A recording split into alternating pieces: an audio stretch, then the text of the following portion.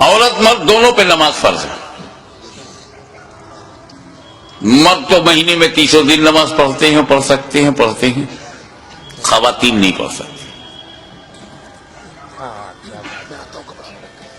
خواتین 30 دن لگاتار بغیر ناغے کے نماز نہیں پڑھ سکتی.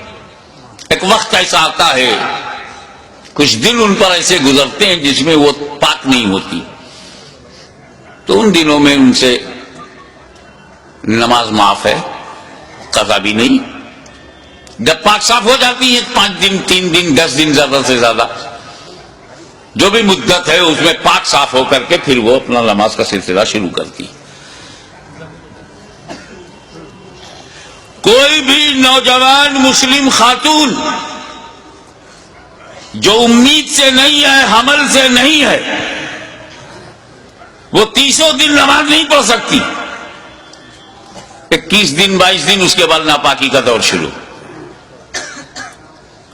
چاہے وہ مسلم عورت عابدہ ہو، زاہدہ ہو، عارفہ ہو، چاہے وقت کی رابعہ بصریہ ہو، وہ ناپاکی کا دور آئے گا. مگر ہماری ماں بہنیں، یہ احساس کمتری کا مقام نہیں ہے. یہ خون بڑا ضروری خون ہے.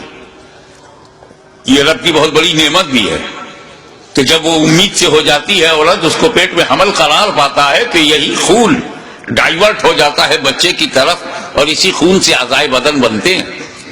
اسی سے دل، گردہ، کڈنی، جتنی ضرورت کی چیزیں سب بنتی ہیں. اس لیے 9 مہینے تک خون نہیں آتا، کیونکہ جو خون خارج ہوتا تھا ہر مہینے، وہ خون اب بچے میں منتقل کر دیا گیا ہے. اسی لیے جب بچہ پیدا ہوتا ہے تو اس رابطے کو کاٹا جاتا ہے جو خون جانے کا رابطہ تھا. تو ہماری ماں بہنوں، یہ خون بہت ضروری ہے.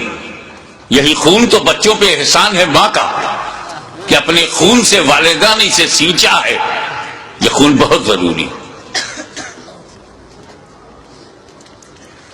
تو ہندوستان سے لے کے امریکہ تک، امریکہ سے لے کے فجی تک، دنیا کے اس کونے سے لے کے اس کونے تک ایک بھی عورت نہیں ملے گی جو مسلم ہو، نوجوان ہو، حمل سے نہ ہو اور نماز 30 دن پڑھتی ہو، چاہے وہ کسی بھی جماعت کی ہو، کسی محل کی رہنے والی ہو. مگر اسی زمین کے اوپر، اسی آسمان کے نیچے ایک خاتون، ایک عورت، ایک مخدومہ، ایک محترمہ، صرف ایک خاتون ہے جو 30 دن لگاتار نماز پڑھتی تھی. 2 مہینے میں 60 دن، 3 مہینے میں 90 دن، سال بھر میں 360 دن. اور اس مقدس ترین خاتون کا نام ہے سیدہ فاطمہ زہرا. میں ان اختلافی روایات میں آپ کے ذہن کو بوجھل نہیں بنانا چاہتا کہ ایک رطوبت نکلتی تھی، وہ خشک ہو جاتی تھی تو ظہر پڑھ لیتی تھی، عصر سے پہلے خشک ہو جاتی تھی تو پڑھ لیتی تھی، مغرب سے پہلے، ایسا کچھ کہا گیا ہے. ارے مدعا یہ نہیں ہے. مسئلہ یہ ہے کہ جو خون مانع صلاۃ ہے،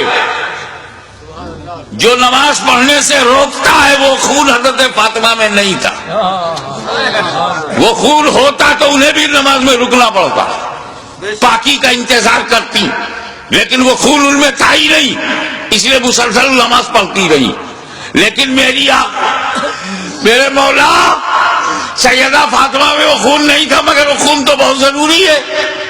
اسی خون سے بچے بنتے ہیں، اسی سے بچوں کا نشوونما ہوتی ہے، اعضائے بدن بنتے ہیں. اور جب وہ خون حضرت فاطمہ میں نہیں تھا تو جب پیٹ میں امام حسن تھے، جب پیٹ میں امام حسین آئے تو یہ دونوں بنے کس چیز سے؟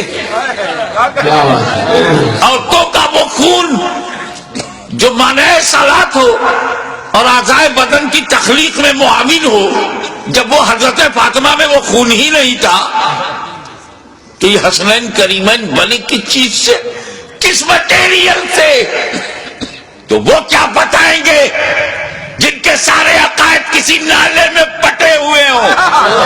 بتایا تو اس نے بتایا بریلی کی چٹائی پر بیٹھ کر احمد رضا